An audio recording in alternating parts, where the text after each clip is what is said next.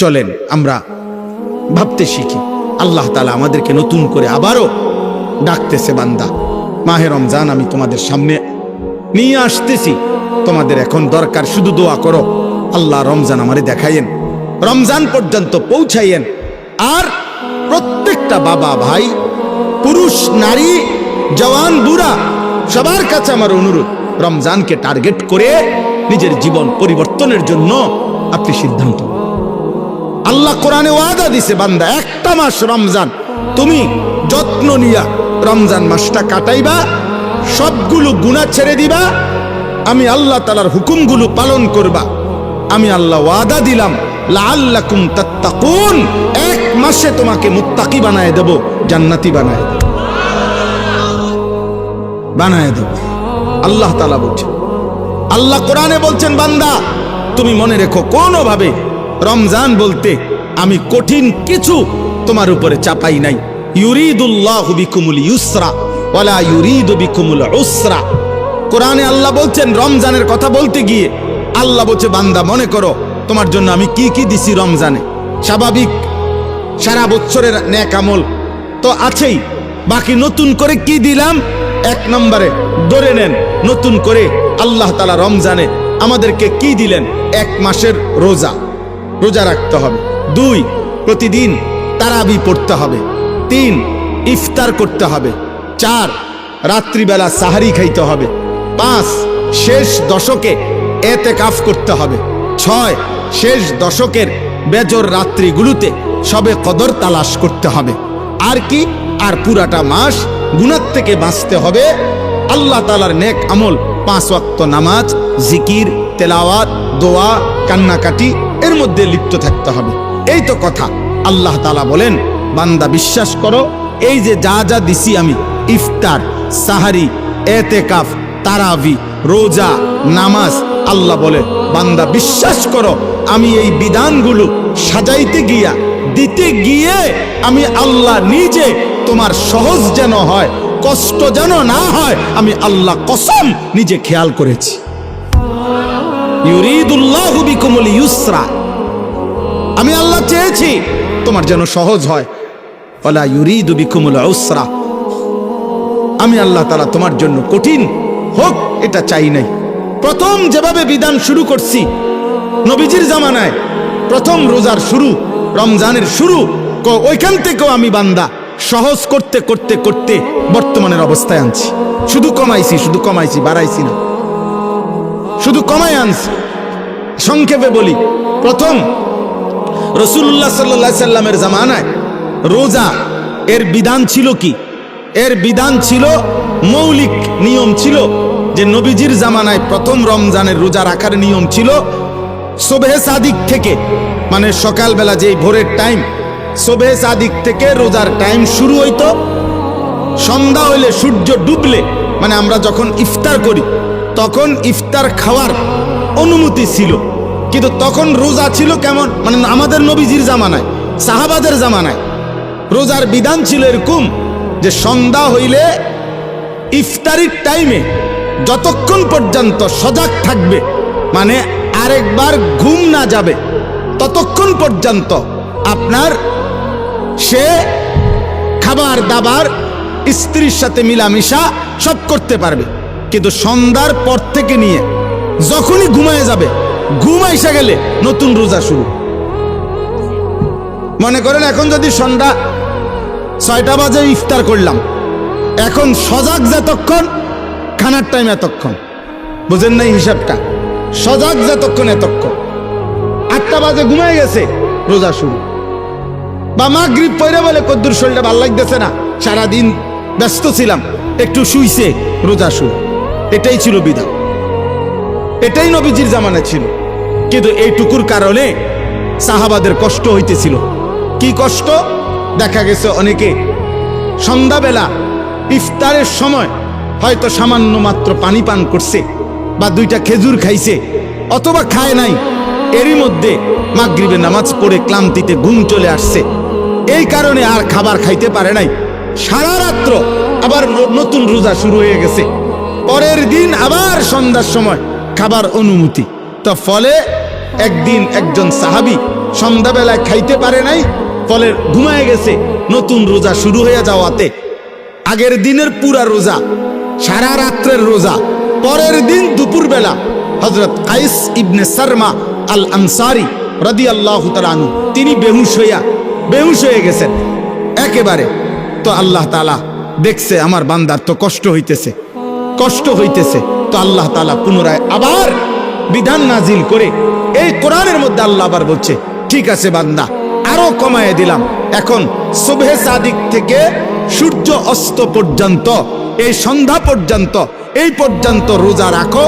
সন্ধ্যার পর থেকে, সূর্য ডুবার পর থেকে পরবর্তী সুবহে সাদিক পর্যন্ত সারা রাত্র এইবার ঘুমাও আর সজাগ থাকো। খাবার দাবার, স্বামী স্ত্রীর মিলামেশা, সবকিছুর অনুমতি পূর্ণ দেওয়া হলো। ঘুমাইলেও অনুমতি আছে, না ঘুমাইলেও অনুমতি আছে। আল্লাহ তাআলা বলে, তবুও আমি চাই তোমার যেন কষ্ট না। ইউরিদুল্লাহু বিকুমুল ইউসরা, আমি কষ্ট দিতে চাই না। বান্দা কি মায়া করে মালিক বলছে, মা জাআলা আলাইকুম ফিদ্দীন মিন হারাজ। আল্লাহ বলে, বান্দা দ্বীনের নামে, ইসলামের নামে, কোরআনের নামে, শরীয়তের নামে, বিধানের নামে আমি আল্লাহ তোমাদের উপরে একটা কষ্ট আমি দেই নাই। আমাকে মানতে গিয়ে তুমি বান্দা কষ্ট পাইবা, আমি এমন মালিক না। আমি রাউফ, আমি রাহিম, আমি রহমান।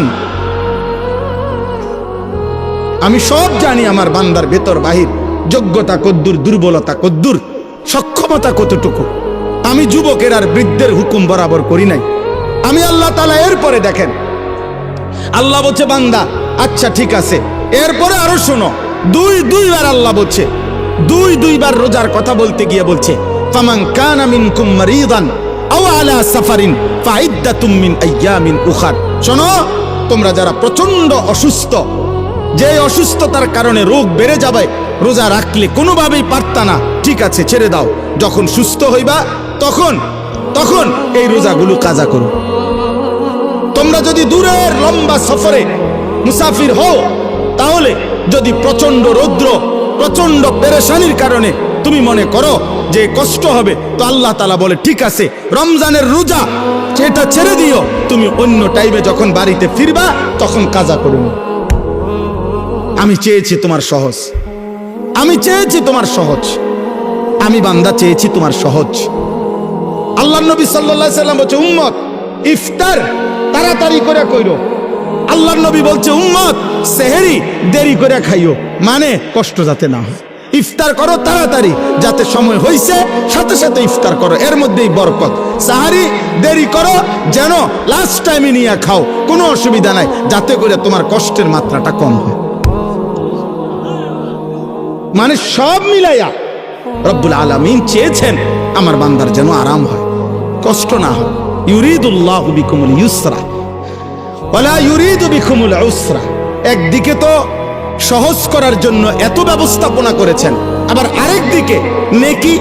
আল্লাহ তাআলা যেন বললেন, রমজানের এক একটা মুহূর্ত আমি স্বর্ণের দামে না, রূপের দামে না, মণি মুক্তার দামে না, বরং আসমান জমিনটাকে যদি 112 দাম ধরো, আসমান জমিন পুরা সৃষ্টির, সেটার যেই দাম আসবে, আল্লাহ বলে তার চাইতে কোটি গুণ বেশি দামে আমি রমজানের এক এক মুহূর্ত তোমাকে দিলাম। চাও সেকেন্ড কোটি গুণ দামি বানাই দিলাম। 1/70, এটাও বলছি প্রাথমিক, এটা বলছি স্বাভাবিক হিসাব, 1/70। কিন্তু মূলত হইল আল্লাহ তাআলা এই 70 লেখবার আগেও ফেরেশতাদের আল্লাহকে জিজ্ঞেস করে, আল্লাহ আপনার বান্দার রমজানের এই নেকিটা 70 লিখতামনি।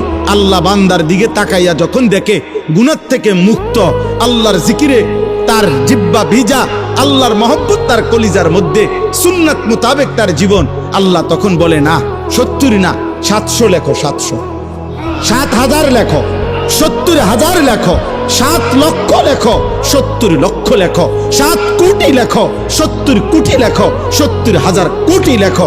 এক সেজদা একবার সুবহানাল্লাহ বললে আল্লাহ বলে লেখো 70,000 কোটি সুবহানাল্লাহ লেখো। কোন বেলায় আল্লাহ মহব্বতের জোশে, আল্লাহ তার মায়ায় আল্লাহ বলে, ফেরেশতা তুমি লিখো না, সাআকতুবু, আমি আল্লাহ নিজেই লিখবো। এই নেকি তুমি দিয়া পারতা না, আমি দেবো আমার বান্দার নেকি। বলেন বাপ, বলেন।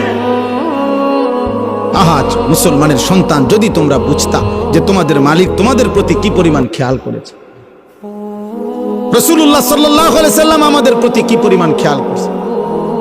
আর দুর্ভাগ্য হলো আমরা যারা আমাদেরকে 24 ঘন্টা ধ্বংস করে দেওয়ার জন্য লিপ্ত, সেই ইহুদি, সেই খ্রিস্টান, সেই নাস্তিক, সেই মুরতাদ, সেই বেঈমান, তোমরা যুবক তাকাইয়েই আছো তাদের দিকে। চুল তোমার বেঈমানের মতো যে তোমারে গুলি করতে চায়, চেহারা সুরত তোমার বেঈমানের মতো যে বেঈমান তোমাকে গলা টিপে মেরে ফেলতে চায়, মেরে ফেলতে চায়। বলেন, পৃথিবীর একটা বেঈমান, ইউরোপের একটা দেশ, কোন দেশ কিংবা দেশের কোন প্রেসিডেন্ট কিংবা কোন দেশের কোন মানবতাবাদী কোন ব্যক্তি আজ পর্যন্ত বলেছে কিনা যে মুসলমানকে আমি কলিজা দিয়া ভালোবাসি?